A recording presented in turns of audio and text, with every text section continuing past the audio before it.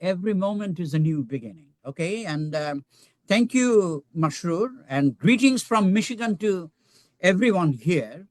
I deeply appreciate your presence today, and my thanks as well to Dr. Rahman M. Mahbub, head of the English department, for the kind invitation to speak at City University. It's a great pleasure to be with you all.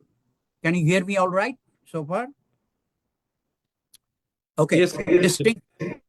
All right, great. So in my talk this afternoon, well, it's past 1 o'clock in the morning here in Michigan, though. So in my talk, I'll be sharing just a brief segment of my ongoing book project, tentatively titled Insurrectionary Interdisciplinarity, which is under contract with Columbia University Press. And I should note that several years ago, I delivered a talk called Decolonizing Comparative Literature, an insurrectionary rereading of Qazi Nazrul Islam at Jahangirnagar University, a talk which has at least partly shaped some of my formulations and some of the formulations, positions, and propositions that I intend to bring to my talk today. And as you know, its title is Comparative Literature, Political Economy, and the Question of Decolonization.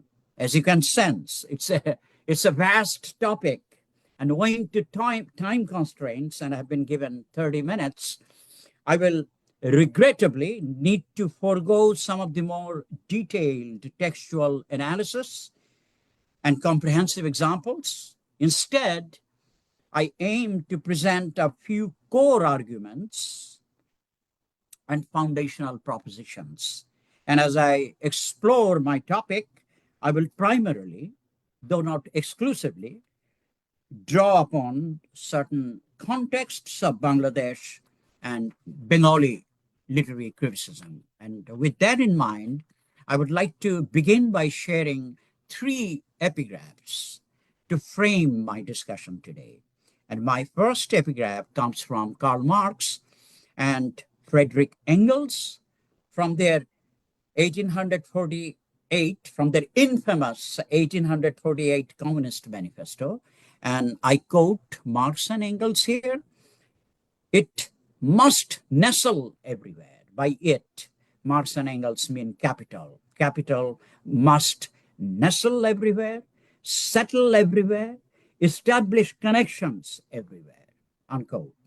And the second epigraph is from Matthew Arnold, who is credited with introducing, in the English language, of course, the term comparative literature in its plural form, comparative literatures. In his 1857 inaugural lecture at Oxford, Arnold remarked, and I quote Arnold here, "Everywhere there is connection, everywhere there is illustration, no single event, no single literature is adequately comprehended except in relation to other events, to other literatures," unquote. And then we have that famous dictum, of course, coming from E.M. Foster's 1910 novel, Howard's End, "Only connect." Arnold is, in fact, reminiscent of E.M. Foster's pronouncement, that famous pronouncement, "Only connect." And finally, I turn to Edward Said, who in his 1993 book called Culture and Imperialism maintains, and I quote Said here, "To speak of comparative literature is to speak of the interaction of world literatures with one another, but the field was epistemologically organized as a sort of hierarchy with Europe at its top," unquote. So now that I have shared my epigraphs, I believe it might prove useful to make some quick preliminary observations regarding the epistemological and even ontological status of the field known as comparative literature. Of course, comparative literature doesn't have any fixed ontological status as such.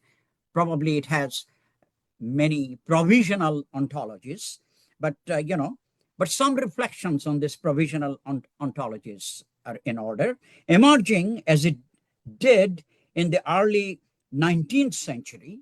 Comparative literature as a field has experienced repeated crises as well as repeated cycles of demise and subsequent resurrection. Yet it remains very much with us today, of course, with its history not standing still. At this global conjuncture, variously shaped by the global implications of the COVID-19 pandemic, the importance of interconnectedness, highlighted not only by literary and cultural critics, but also by philosophers and scientists, has made the relevance of comparative literature more pronounced. And I find this field not only alive and vibrant, but also politically significant, though it also carries its own set of anxieties and ambitions. Hence the question, what is comparative literature keeps staging? Its return persistently demanding engagement within the framework of its own critical practices. So a standard definition of comparative literature is that, it involves the study of literary texts from different languages and cultures in comparative terms. In fact, in her 1993 book called Comparative Literature, A Critical Introduction, translation theorist and comparatist, and our conference keynote speaker, Susan Basnett, advances a quick working definition thus, and I quote Susan Basnett here: comparative literature involves the study of texts across cultures, it's interdisciplinary, and it's concerned with patterns of connection in literatures across both time and space, unquote. Notice that despite the name comparative literature, this field, of course, is not literature itself, literature in the sense of creative or imaginative writing. Instead, it is a study of literature, a particular kind of the study of literature that involves a comparative approach to literature, one that, however, can vary widely, sometimes even wildly. That's why comparative literature has been characterized sometimes as being interdisciplinary, sometimes as being anti-disciplinary, and even as meta-disciplinary. But as I have argued elsewhere, the discourse of comparative literature is always already interdisciplinary, while of course I align with those who reckon a comparatist's approach as versatile and dynamic, analogous to the range of moves possible in a game of chess, to metaphorically speaking. And historically and broadly speaking, some critics have already divided literary studies into four distinct but interrelated fields. Number one, literary theory, with poetics as its predecessor in Europe. Number two, literary criticism. Number three, literary history. And number four, comparative literature. One can add now translation studies to this list. And I submit that given its methodological flexibility, comparative literature may constellate and reconstellate all the four areas mentioned. Elsewhere, I already argued that comparative literature itself, as we know it today, studies, examines, interrogates, or mobilizes at least 7 types of interconnections, if you will, in literary texts, such as international, interlinguistic, intertemporal, interspatial, intercultural, interartistic, and interdisciplinary connections. One might add intergeneric and interdiscursive connections here. And of course, the term intertextuality, emanating as it did from the domain of structuralist or post-structuralist theory, was already eagerly hailed by a whole host of comparatists. One can readily think of Jonathan Cullard, for instance, as another. It's another form of comparison whereby meaning emerges out of interaction between texts. Of course, if we think of the Bengali modernists of the 1930s, high as they are on European poetics and aesthetics, it is possible to see how a poem is about a poem, which is also about a poem, how a text is about a text, which is also about a text, attesting thereby to intertextuality as a constitutive feature of their modernist works.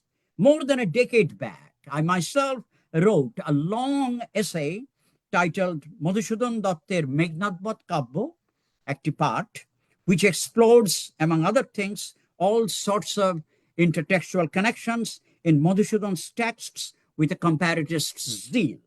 But I argue that to say only connect, as does E.M. Foster so famously, is not enough.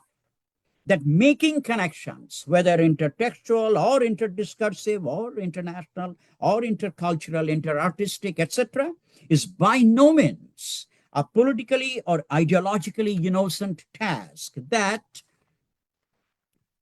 connections themselves reveal and conceal and reveal production relations and power relations. In fact, unequal production relations and unequal power relations, if we care to pay critical attention to the global history of intercultural and interliterary exchanges, rather unequal exchanges, in a world characterized by the constitutive contradictions, crises, and barbarisms of such systems of exploitation and oppression as capitalism, imperialism or colonialism, racism, and patriarchy, profoundly interconnected as they are.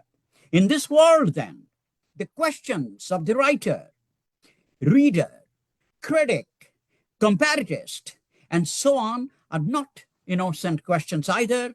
They're political questions involving the production and reproduction of the subject in history, or even a particular mode of being in the world. I would argue how the question of comparison in much of even contemporary comparative literature, celebrating even multiculturalism and paying some kind of lip service to anti-colonialism and post-colonial theory in the metropolis, still ends up recentering the white European subject tied to the macrologics and micrologics of capital.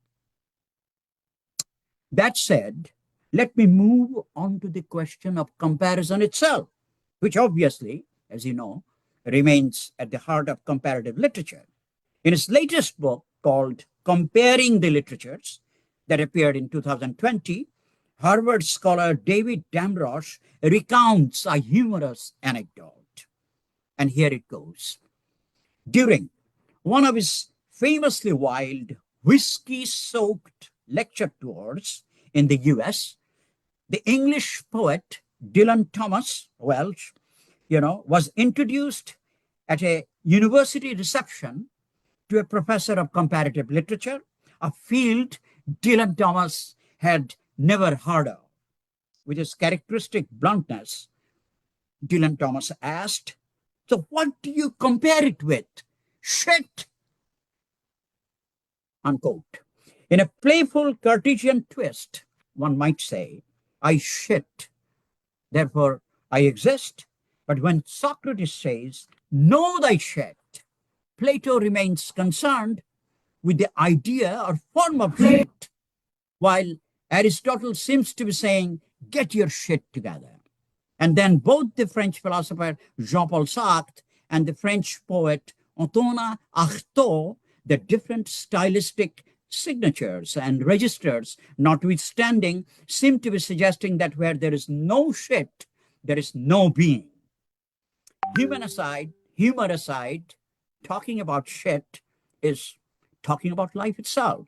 And life is one grand phenomenology of comparisons, if you will. But the rhythm of living is such that the phenomenological morphs into the epistemological. For comparison enables us to know what we come to know. After all, by comparing an apple to an orange, probably one comes to know both better. Who knows? Contrary to the popular idea that you cannot really compare an apple to an orange, some comparators have already shown that apples and oranges can indeed be compared because comparisons consider not only similarities but also differences or dissimilarities. It is not for nothing that the American comparatist Michael Palencia Roth, back in 1997, proposed renaming comparative literature as contrastive literature so as to rupture the sway of universalizing ideas of cross-cultural similarity. In his provocative 1998 book, Dawn of One, East-West, on the problematics of comparative literature, the Japanese comparatist Takayuki Yokota Murakami makes even a more compelling case for contrastive comparison, encapsulated in this striking statement, and I quote, "I compare to uncompare. I compare to uncompare," unquote. Yokota Murakami goes so far as to describe post-war American comparative literature as a kind of Marshall Plan aimed, like its governmental namesake, at opposing communism while extending American cultural hegemony abroad. On another register, there's also a reason that when I myself once asked, why do we compare? The Brazilian comparatist Sandra Guardini Vasconcelos responded simply, I quote, "We compare because we live in the world. There is no escaping it," unquote. Since there is no escaping it, I'm with Ben Hutchinson when he maintains in his 2018 book called Comparative Literature, and I quote, "We are all, in fact, comparatists, constantly making connections across languages, cultures, and genres as we read. The question is whether we realize it," unquote. Since we are all comparatists, let's say, so in our era of digital capitalism, the latest stage of monopoly finance capitalism, the production of comparisons with topological delirium and metaphorical surpluses continues to characterize discursive practices such that an Indian businessman turned poet recently ended up comparing the American techno king, electric prophet, capitalist maverick, and visionary business icon, Elon Musk, to Arjun, the great hero of the Indian epic Mahabharata and the philosophical religious dialogue Bhagavad Gita. Elon Musk and Arjun, is that the discordia concourse of which Dr. Johnson spoke? The very act of comparing Elon Musk with Arjun calls for reflection. If you are comparing the two, as someone already contended, perhaps you don't fully know either Elon Musk or Arjun. Or maybe this comparison emanates from another mode of knowledge production, prompted by what some have called postmodern capitalism by invoking the Marxist political economist David Harvey. Indeed, comparison can serve as both an epistemological tool by revealing knowledge and an agnoological one by obscuring knowledge or by deleting knowledge, by ignorance, by producing ignorance, if you will. Comparison reveals and conceals, as I already pointed out. It can mystify and demystify, as the Russian writer Anton Chekhov once put it, I quote, "Money, like a vodka, can do crazy things." By the way, this is one of my favorite quotes about money, and I use this quote whenever I get a chance.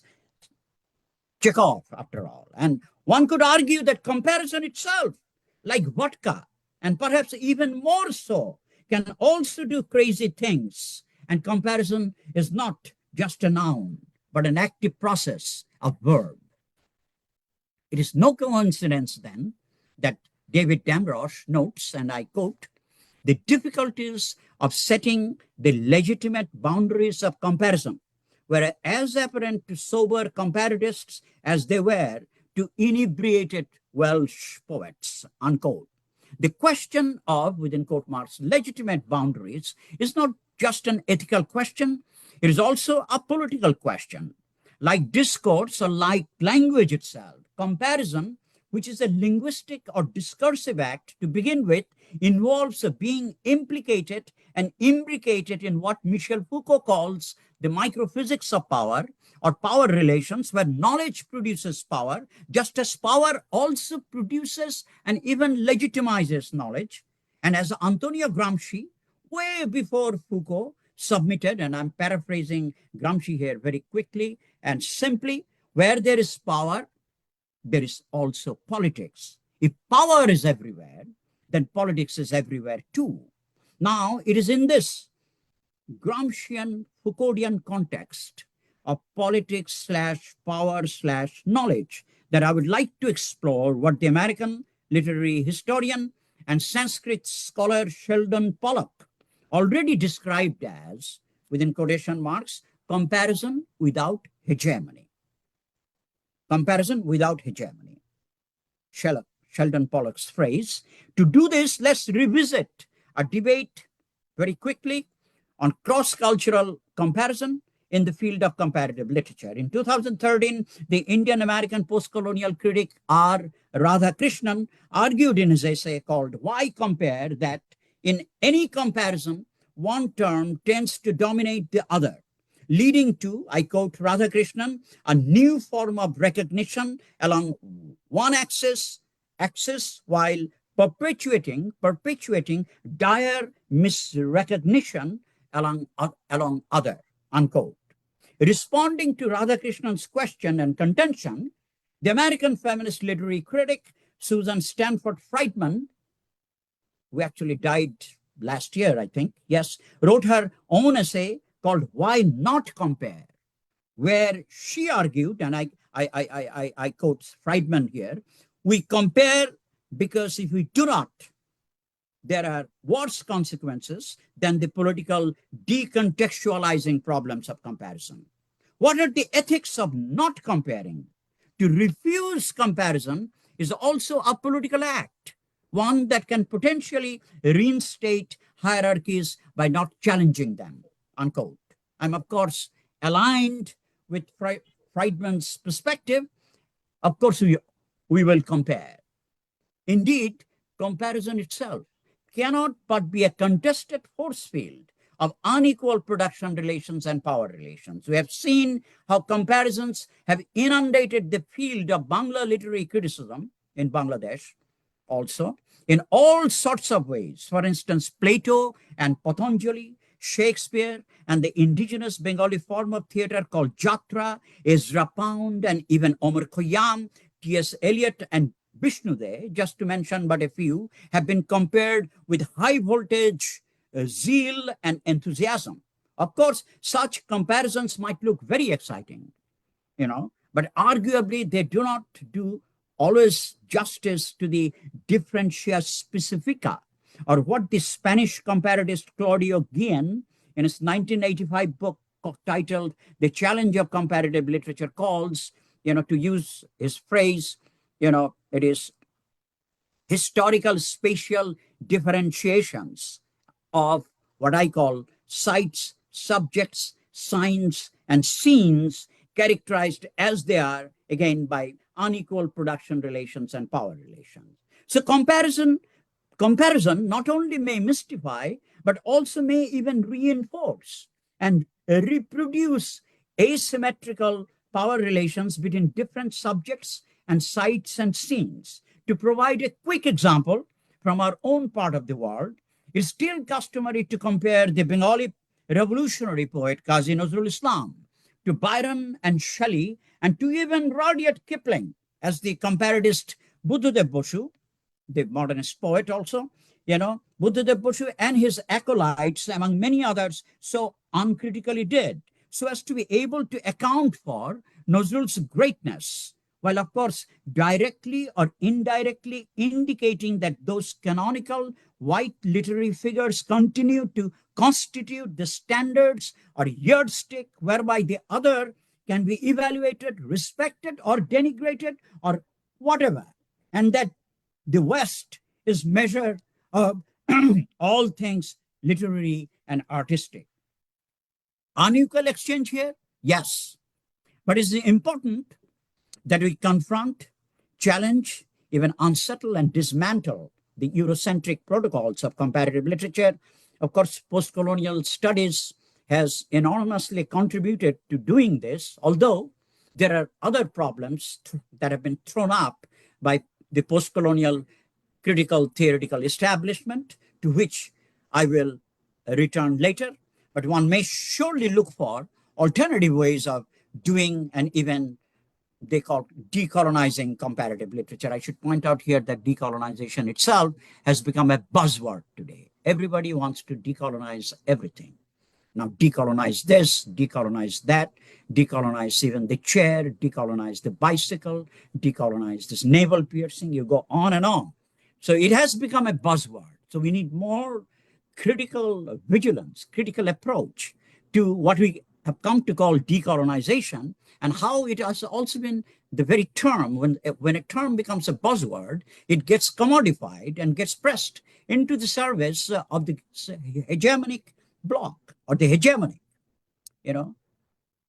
and institutional to the anyways, against the grain of identity and difference fetishizing alterity discourse that continues to characterize multiculturalist comparative criticism even today.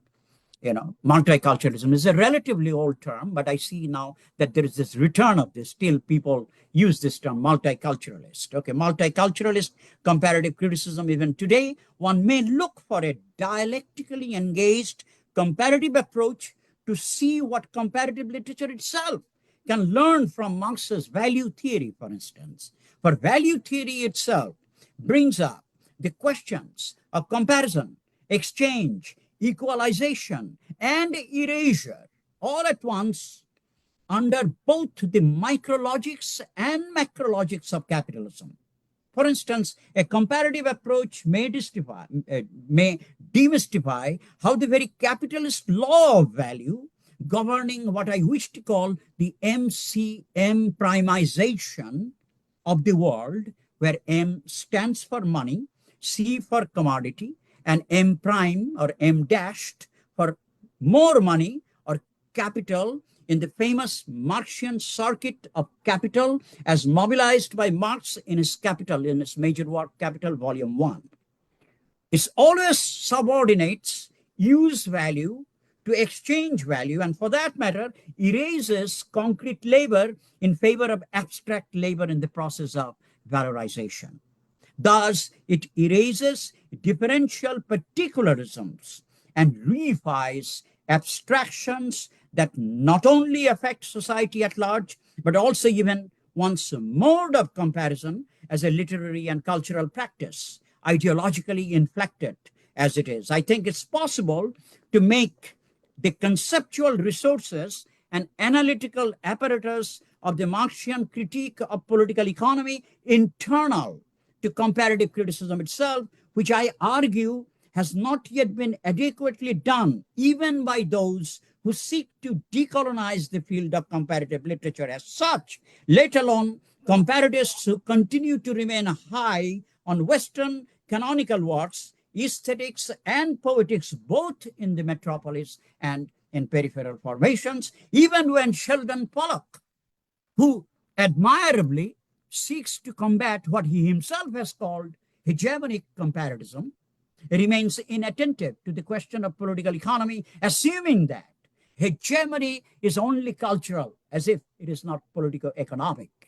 Of course, a comparative approach may call attention to both similarities and differences among writers, and may make even revealing connections among them. But at the same time, one's approach should remain attentive to their historical specificities and to actually existing unequal production relations and power relations that characterize the entire mode of cultural production on a planetary scale, governed as it is by the globalized law of value.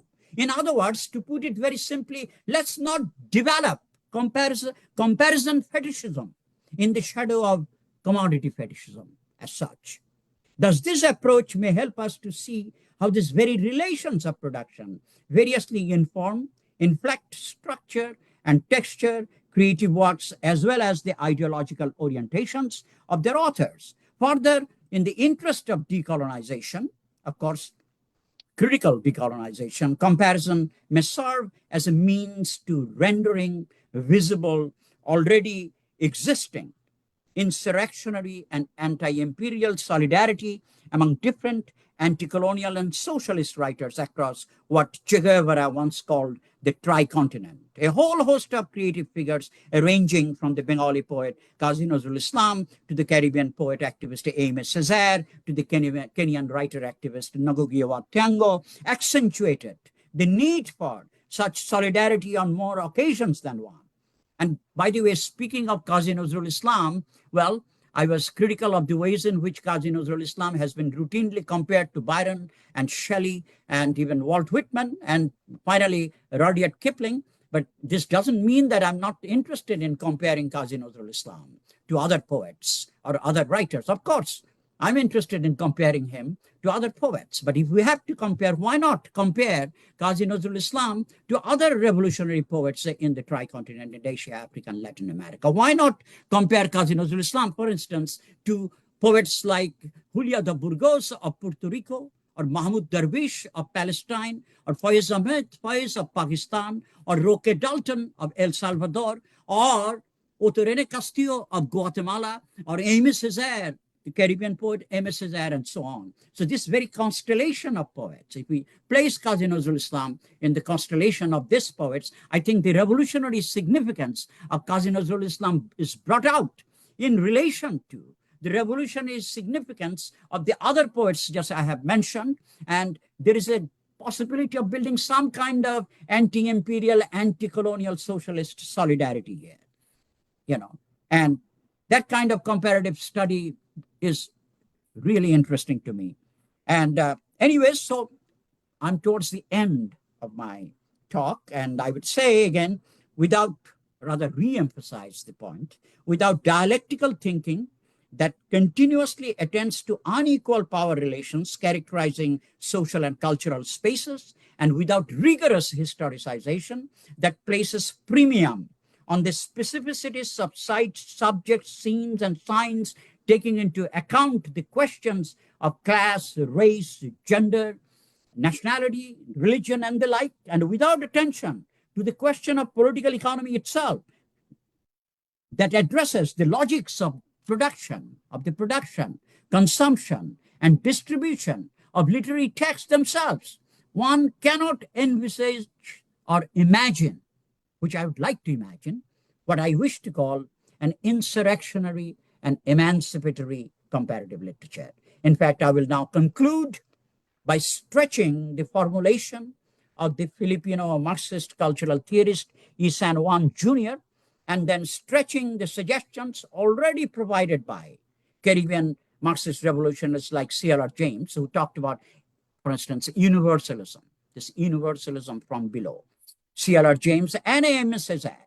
So partitions of insurrectionary, anti-capitalist, anti-imperial comparativism can help in the overcoming of liberal free market universalism by positing a more radical critique of its own formation and demonstrating a historical sensitivity to the reality of the modes of production and the material underpinnings of both culture and comparative literature themselves in their largest definition as social transformative praxis. I end here. Thank you much. I think I have